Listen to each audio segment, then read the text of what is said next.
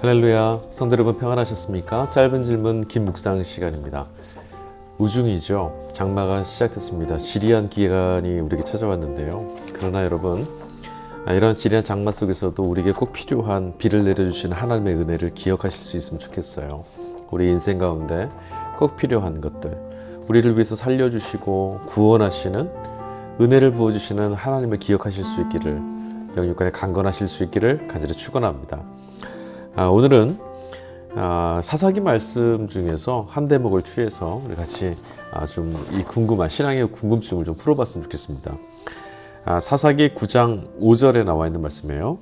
오브라이는 그의 아버지의 집으로 가서 여룻바알의 아들 곧 자기 형제 70명을 한 바위 위에서 죽였을 때 다만 여룻바알의 막내 아들 요담은 스스로 숨었으므로 남으니라 라는 말씀입니다.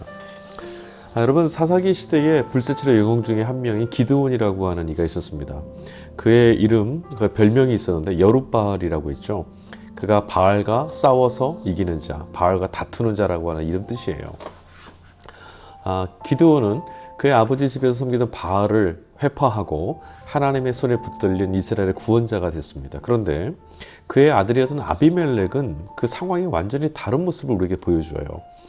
아비멜렉은 자신의 어머니의 고향인 세겜 땅으로 가서 그곳에 있던 외삼촌들의 도움을 받아서 세겜 땅의 왕이 됩니다. 그리고 나서 자신의 형제들이었던 70명의 왕자들을 다 쳐 죽이죠. 단 한 명만, 막내 아들 요담만 살아나게 됐습니다.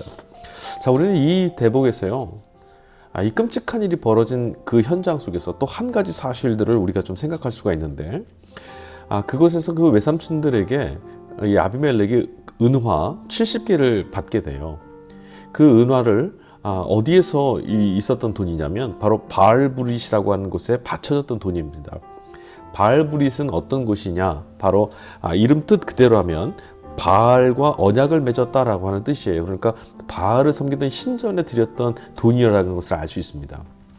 그 돈을 가져다가 아비멜렉이 불황자들을 사서 자기 형제들을 죽이게 됐거든요.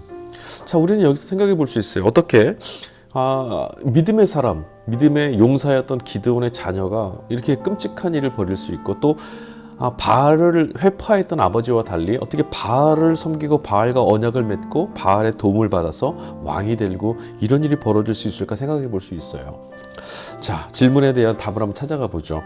이미 8장 33절에 가보면요, 기드온이 이미 죽음에 이스라엘 자손이 돌아서서 바알들을 따라가 음행하였으며 또 바알 브릿을 자기들의 신으로 삼고라고 하는 말이 나옵니다.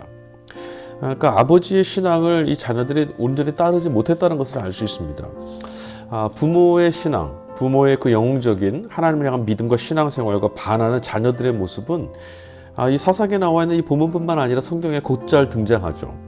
여러분, 제사장으로서 마땅히 하나님을 알고 또 하나님을 섬겨야 됨에도 불구하고 하나님도 모르고 제사가 아닌 제물에만 눈독을 들였을 뿐만 아니라 창기들과 놀아났던 엘리 제사장의 자녀들도 있어요. 또한 여러분, 다윗의 아들도 마찬가지죠.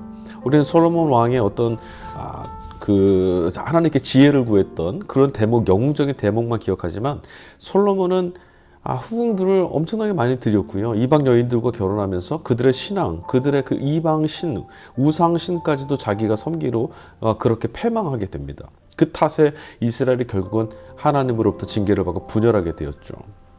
그리고 오늘 본문의 말씀에 나왔던 기드온과 그의 자녀들, 또 아비멜렉 같은 사람들도 우리가 보게 됩니다. 신앙의 자녀들에게 어떻게 지도자들의 자녀들에게 이런 일이 생길까? 우리 이곳에서 몇 가지 꼭 기억해야 될 것들을 함께 생각해 봐야 합니다. 첫 번째, 인간은 본성적으로 악하다는 겁니다. 여러분, 아버지의 신앙과 그 믿음이라는 것이 자녀들에게 일정한 영향을 끼칠 수도 있어요. 그러나 자녀의 믿음과 삶을 아비가 대신해 줄 수는 없습니다. 인간은요, 누구나 스스로 죄를 미워하고 하나님의 은총 가운데 머물기 위해서 애를 쓰고 주님의 안에 매달려 있기 위해서 선택하지 않으면요, 홀로 누구라도 죄로부터 자신을 지켜낼 수가 없습니다. 그건 누구도 마찬가지예요. 비록 신앙의 지도자의 자녀뿐만 아니라 신앙의 지도자 자신도 마찬가지인 거죠. 은혜가 아니면 결코 홀로는 자기 스스로는 죄를 이길 수가 없습니다. 이 사실을 기억해야 합니다. 우리 그런 존재라는 것이죠. 이 사실을 기억하지 못하게 되면 우리는 언제나 무너지고 넘어질 수밖에 없어요. 두 번째, 사역이나 직분, 이것이 또 그것에 대한 헌신이 부모의 역할이나 의무, 하나님이 우리에게 맡기신 사명, 이걸 대신해 주지 않는다라는 거예요.